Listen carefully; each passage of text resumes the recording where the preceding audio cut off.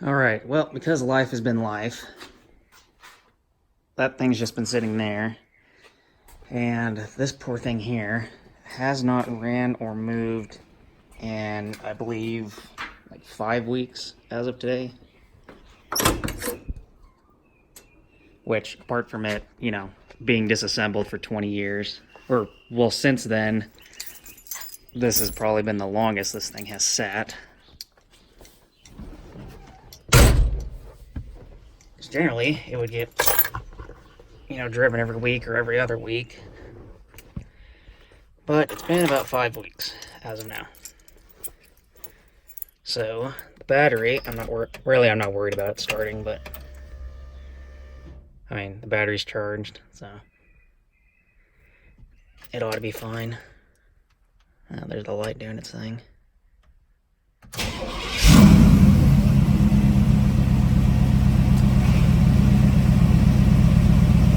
Like it never even sat. Okay, so just another update on the 68 GMC, because I haven't really... Well, I've been messing with it, but I haven't really documented a lot of the small things that have gone on with it. Because I don't even remember the last time I even really talked about it much, and I'm starting to forget, you know, what exactly has been done with it. And I was going to do one of these whenever it was about a year since we got the truck registered, but we're well past that at this point. It's been about a year and 5 months. Year and 5 months, 4 months thereabout, since we first got the truck going. And I've put almost 4,000 miles. I think it's 3,600 miles, 3,700 maybe, miles on it since then. And it really hasn't had any troubles. So far, so good. But I have had to make some changes here and there. I've had to mess with some stuff. Like starting at the front, I had to stick my mesh, whatever, back in here, just to keep stuff from rocks and bugs and crap from tearing up the transcooler and radiator. Well, this obviously, because I haven't really done anything with that. The biggest transcooler I could find. There's the width of it for scale. It's 22 inches long, and I don't remember exactly how tall it is. 22 by 8, 9 maybe. I really don't remember. But I put that in there because this thing has problems with the transmission staying cool. And underneath there, at some point, if I can ever figure out how to keep the transmission cool, then I'll go over how all this works. And so with it out of lockup, it's still, even on a not very hot day, it would climb up to 210 and start to go past that, and I would just have to lift and drive slower. Which, I mean, it's fine, it works. If I have to tow something, then we just drive slower. But just putting the truck around, I mean, it was 104 degrees during the summer, and the transmission was still, 160, so... It's just, it creates so much heat whenever it's towing out of lockup. I just need to the plan is I'm going to get a different 12 bolt. Because lucked out having a GMC here, because GMCs of this generation, and probably as far back as I know, they might even go into the early 60s, that first generation, they have leaf springs. A Chevy will have a coil spring on either side of the axle and a like trailing arm type deal. And in 73, GM put all the trucks on leaf springs in the rear, which is why this diff is from a 73 because it's 5 lug. And that's why this diff bolts into this truck. So at some point, I'm going to get a built 12 bolt, probably from like Mosier or someplace. That's more of like a car 12 bolt instead of a truck 12 bolt. Just because this one at some point is going to need some work. I have some documentation on how this diff definitely has some wear going on inside of it. Okay, so I got the cover off, and there's not much room under here. So this thing has definitely had a hard life, so that one right there is chewed up pretty good. I was just taking a picture of this.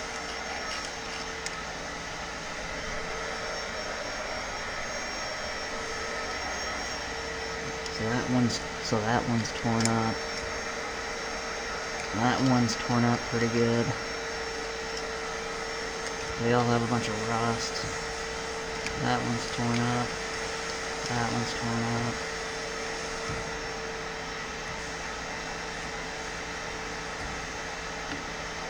And then we go back around.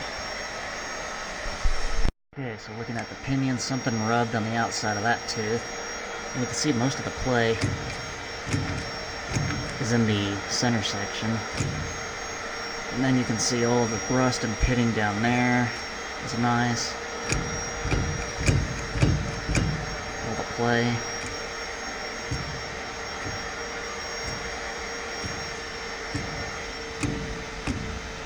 See the rust on that one again.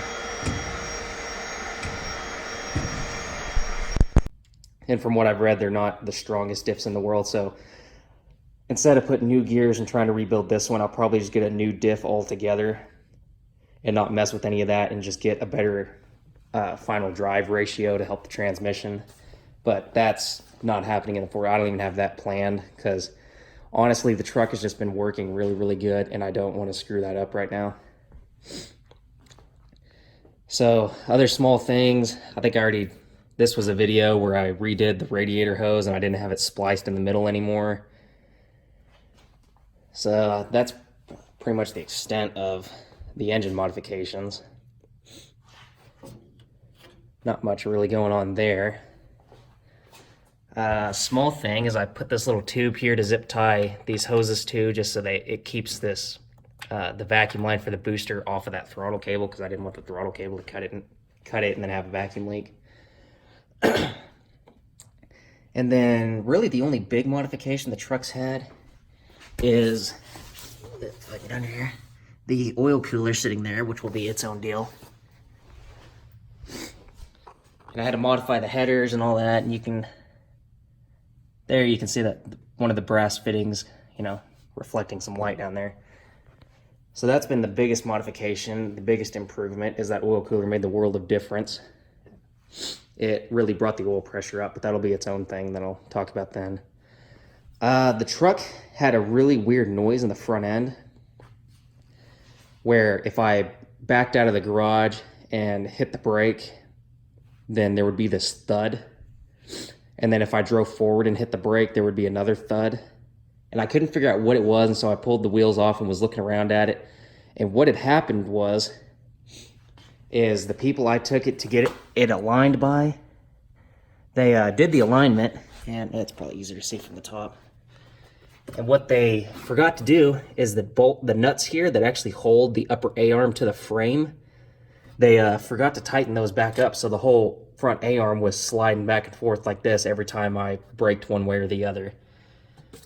So I think it was 75 foot-pounds is what the spec I read online. So I got those torqued down, that noise went away. So that happened. Really, there's been no parts failures. I had the inline fuel pump. I put another, as you know, in another video, I put a in-tank fuel pump there in the rear-mounted gas tank. That was the only fuel system mod. No modifications to the brakes or anything. I made a spare tire mount in my whatever shop welding class.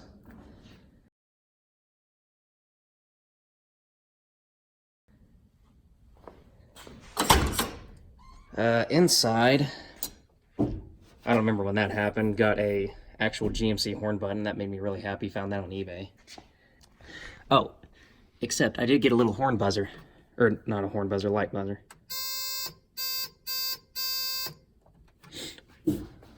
So, tells me whenever the lights are...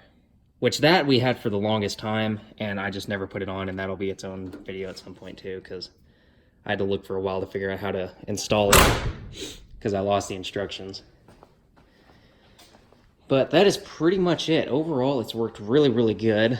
For most of the summer, I was actually daily driving this thing, and everything was working good. Everything seemed happy. Here over the holiday break, I was pretty much daily driving it again. Okay, well, and it's been several weeks since I last whatever talked about an update on this thing, and it'll probably be all in the same thing because not much has happened. But I did forget some things. The first thing I forgot about, the only real breakage this thing has had, and it was completely and totally my fault, but the little turnstile, or whatever this thing is, that actually came off on the inside and was grounding the horn out, so I was having to drive down the road pulling on this, because if I let go of it, then it would set the horn off. So something broke on the 68. Notice how the moving the steering wheel moves the whatever little blinker thing there. That's cool, isn't it? Okay, so what happened? The lever came off of here because originally I put this bolt in there, which is a fine thread, and I don't know how I thought it was going to work. But so it pulled through the plastic. What I've done now is I ran this tap all the way down pretty far into that piece of metal so that I can thread this entire bolt in there to hold the lever in there so it shouldn't come off. And it's like a, I don't even know what size. 10 NC 24 is what it is. So now I'm going to put it back together. But I got that fixed. That wasn't that big of a deal, and that was completely my bad. I put the wrong type of screw in it for what was going on. But it's all fixed up good now. And then the change I made today is I changed how the air filter routing was. This kit was, I mean, for whatever it cost, I mean, it was fine. But, and maybe it fits better in the Tahoe, being that it was made for, you know, a Tahoe, Silverado, whatever. But it fit pretty crappily in here because it had like this weird 30-degree bend piece. And then it has these whatever silicone coupler things that I'm not really a huge fan of because they look kind of cheesy. But what I did is I took the 30-degree piece and the whatever two of the rubber couplers out, and I put this little flex thing on here. And why I didn't put that on there to begin with, I don't know, because this was originally from the Tahoe and I saw it still sitting on the shelf and I put it back on there. And it really makes it line up and fit a whole lot better, because if for nothing else, to get the air filter off before, I would have to like undo half the clamps and slide stuff apart and whatnot. But that, you can just swing it all around because it's just a big flex joint. So that's on there. And the heater core hose almost touches. The heater core hose is kind of a pain. I zip tied it back over here to pull it up a little bit just to get it a little bit higher away from the sensor. Ideally, I'd like to find a hose that has a 90 in it that would just go straight down and come up this way, but I've yet to find anything like that. But yeah, so having that there, it allowed me to pull this whole thing further into the engine bay, so this clears the hood hinge a lot better whenever the hood's closed. And then I did have to cut a little bit off the end here because it was I actually knocked the bulb or the whole pigtail out of the side marker light. So I had to cut that a little bit shorter so it would clear. But other than that, not a whole lot of changes. I think it just looks a lot better. I mean, it's still a freaking coffee can. Whatever, glued to a 4-inch drain pipe.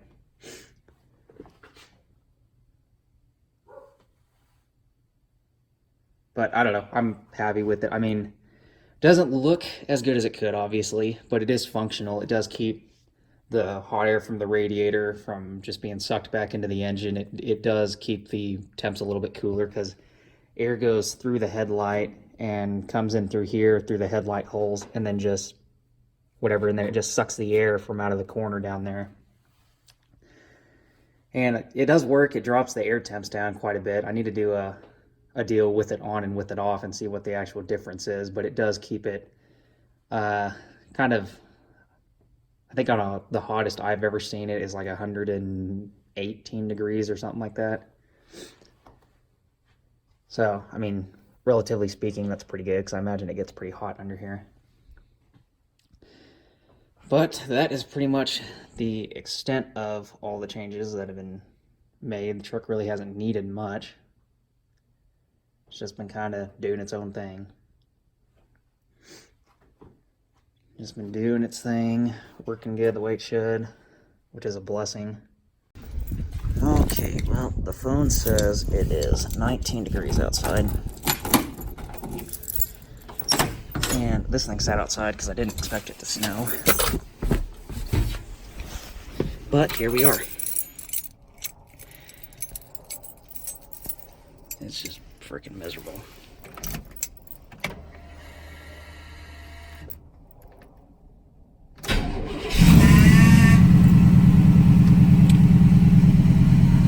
That was an interesting noise I haven't heard before.